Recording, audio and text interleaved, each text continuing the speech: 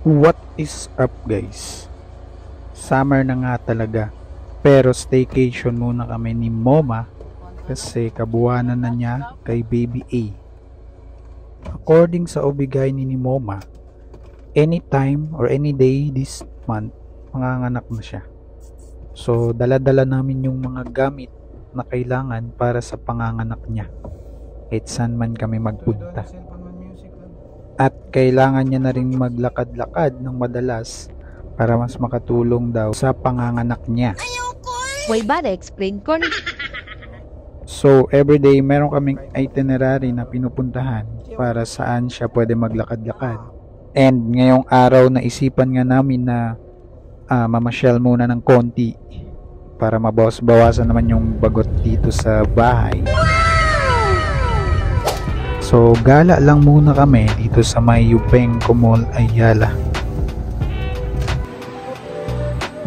Target niya ang puntahan itong Sir J Salon and Barbers para magpagupit ng buhok and magpa-manicure and pedicure ng mga kuko niya.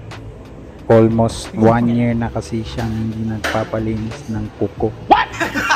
At ayaw ko na ipakita yung kuko niya guys kasi ang pangit, parang si ano.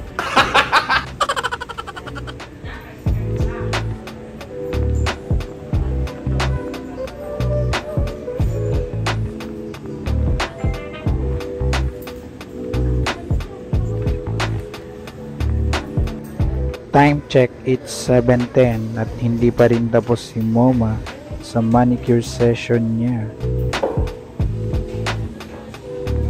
At nang lumabas nga kami, tapos na siya magpa-manicure at magpa-haircut.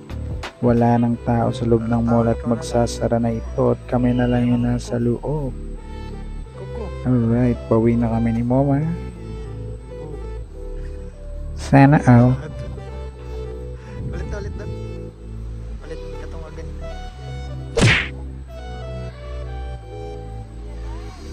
Tuwang si Ate dito sa salon. Siya na nagat ito.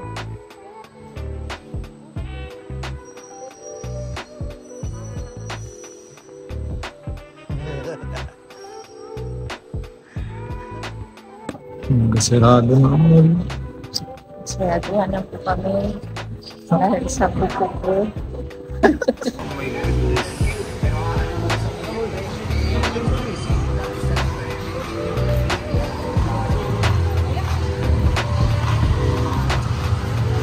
My goodness, gabi na.